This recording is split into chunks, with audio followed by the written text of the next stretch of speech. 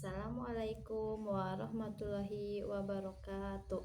Perkenalkan, nama saya Rista Resmiati dari Prodi PAUD semester 6 STIT Al-Jahra. Di sini saya akan menyampaikan materi bahasa Sunda, yaitu tentang menulis. Dalam bahasa Sundanya yaitu nulis.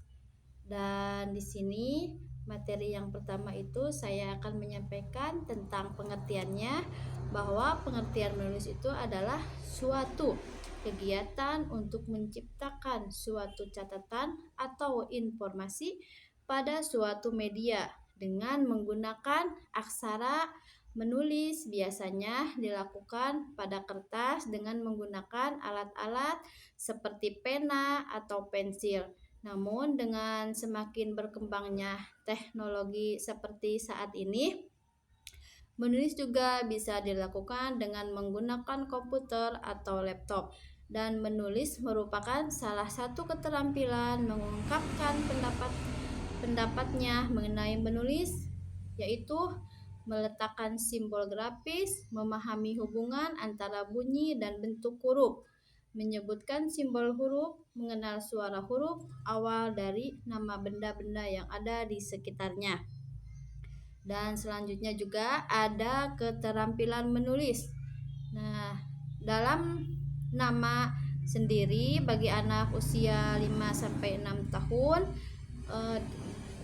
bisa diartikan sebagai suatu kegiatan membuat pola atau menuliskan kata-kata, huruf-huruf ataupun simbol-simbol pada suatu permukaan dengan memotong atau mengukur, menandai pena.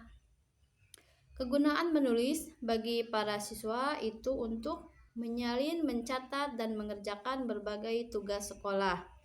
Dan di sini ada perkembangan keterampilan menulis. Tahapan yang pertama itu yaitu mencoret. Pada anak usia dini biasanya dilaksanakan dalam menulis itu menyediakan buku tulis, dan si anak itu untuk pertama kalinya memegang pensil yaitu belajar untuk mencoret-coret atau membuat bola kusut dalam tulisan tersebut sebelum menulis ke huruf-huruf abjad. Dan yang kedua itu ada tahap pengulangan. Jadi dalam menulis itu si anak bisa mengulang lagi. Apabila anak mau menulis dari huruf A hari ini, huruf A, dan besok juga bisa pengulangan lagi dari huruf A tersebut. Dan yang selanjutnya itu tahapan yang ketiga itu secara acak. Anak dapat mengubah tulisan menjadi kata yang mengandung pesan. Yang keempat, pola fase ini bisa yang mengenal kata-kata. Anak usia dini perlu mempelajari kata-kata untuk memahami struktur kata dan bagaimana kata-kata digunakan dalam kalimat. Dan yang kelima itu mengenal kalimat. Anak usia dini ini perlu mempelajari kalimat untuk memahami struktur kalimat dan bagaimana kalimat digunakan dalam komunikasi. Dan yang selanjutnya yaitu mengenal spasi. Anak-anak dalam cara menulis, kita bisa mengajarkan anak pada spasi ya. Apabila menulis, kita mengajarkan anak satu kata, dua kata itu direnggangkan dalam penulisannya dan diberikan spasi. Untuk selanjutnya ada penyajian buku bahasa Sunda. Dan dalam penyajian buku bahasa Sunda itu yang pertama itu ada materi ajar, dan materi ajar itu harus disesuaikan dengan tingkat usia dan kemampuan anak-anak. Materi ajar itu harus meliputi berbagai aspek seperti berbicara dan membaca, menulis, dan mendengarkan. Itu adalah materi ajar. Dan yang kedua itu ada penyajian buku teks harus dilakukan dengan cara interaktif dan menarik, seperti bermain peran, berantai, mendengarkan cerita, dan buku berbicara tentang pengalaman sendiri. Adapun dalam menulis tulisan tersebut, anak-anak bisa mencurahkan isi hatinya. Apabila usia anak sudah 6 tahun ya, anak bisa menulis pengalaman sendiri ya. Contohnya semacam di buku harian. Di buku harian anak bisa menulis tulisan keinginan anak tersebut. Dan selanjutnya juga ada keterampilan pembelajaran bahasa. Harus meningkatkan keterampilan anak-anak dalam bahasa Sunda, dan dalam bahasa Sunda itu bisa dilakukan di sekolah.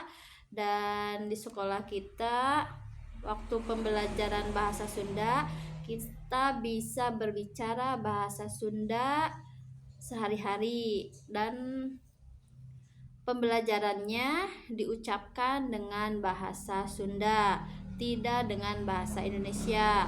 Itu dalam pembelajaran bahasa Sunda. Adapun di sekolah kita juga misalkan pembelajaran bahasa Sunda di hari Selasa. Nah, kita bisa menyampaikan ke anak dalam kata-kata atau bahasa Sunda sehari-hari.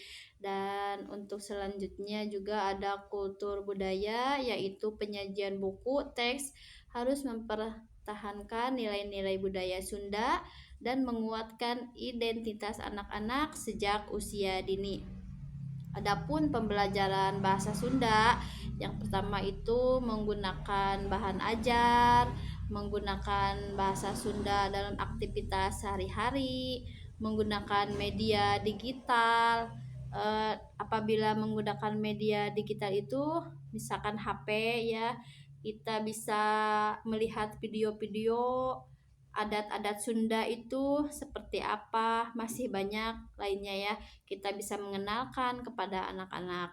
Dan selanjutnya juga guru atau pembantu ya, bisa mengenalkan, kita sebagai guru atau pembantu bisa mengenalkan budaya-budaya Sunda kepada anak-anak tersebut dan mengadakan diskusi dengan anak-anak.